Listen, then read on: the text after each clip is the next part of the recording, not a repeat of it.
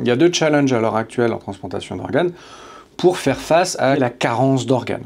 Alors cette carence, quand on la quantifie, elle fait un peu peur. Par exemple, pour les reins, il y a à l'heure actuelle qu'un cinquième des patients sur liste d'attente qui sont transplantés, parce qu'on n'a pas assez d'organes. Ça, c'est pour le rein, qui est l'organe le plus transplanté au monde.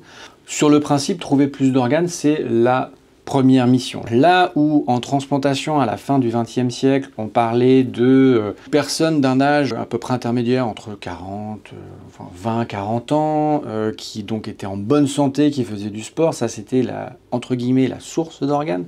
Ces personnes, heureusement, sont de moins en moins donneurs d'organes, parce que entre autres c'est la sécurité routière qui a fait beaucoup pour ça.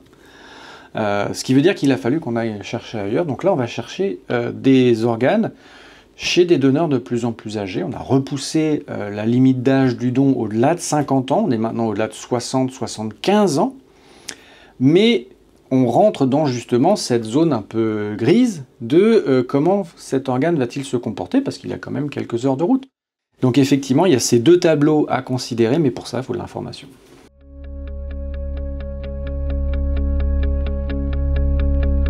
Le projet FUSE, c'est dans l'information qui est contenue dans le sang, dans le plasma du donneur d'organes, on va chercher ce qui va nous permettre d'anticiper comment cet organe va supporter la conservation et se comporter une fois réperfusé. Donc la première phase de FUSE, c'était déjà récupérer des échantillons. Et c'est ce que l'on appelle, nous, la cohorte de découverte. Donc c'est dedans qu'on va essayer de faire l'inventaire au maximum et de trouver ce qui peut nous intéresser. Donc j'ai maintenant ma centaine d'échantillons. Il faut imaginer que j'ai 100 containers à quai, à côté d'un grand cargo, et ces 100 containers sont pleins de livres. Dans ces 100 containers, je les donc mes deux groupes, et dedans il y a des mots dans ces livres qui vont être capables de me dire à quel groupe appartient quel container. Donc est-ce que j'ai le container d'un organe qui va bien se comporter ou le container d'un organe qui va mal se comporter. Mais je dois faire l'inventaire de tous ces livres et lire tous ces livres.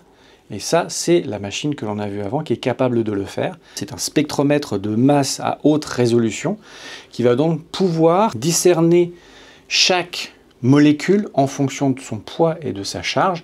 J'ai maintenant un inventaire détaillé de tous mes containers. Mais maintenant, j'ai plein de bottes de foin.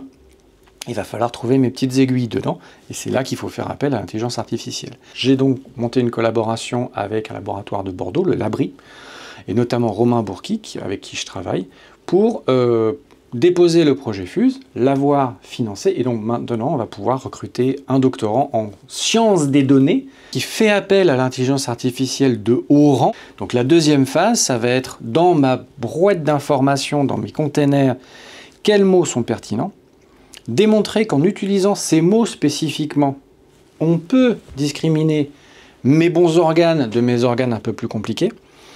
La troisième étape de FUSE, qui va être encore plus tard, ça va être de revenir du côté clinique, parce que là on était vraiment dans les chiffres. Le but recherché, c'est un package, un kit d'analyse qui va être couplé à un logiciel pour pouvoir apporter à nos camarades des réponses sur la qualité de leur organe.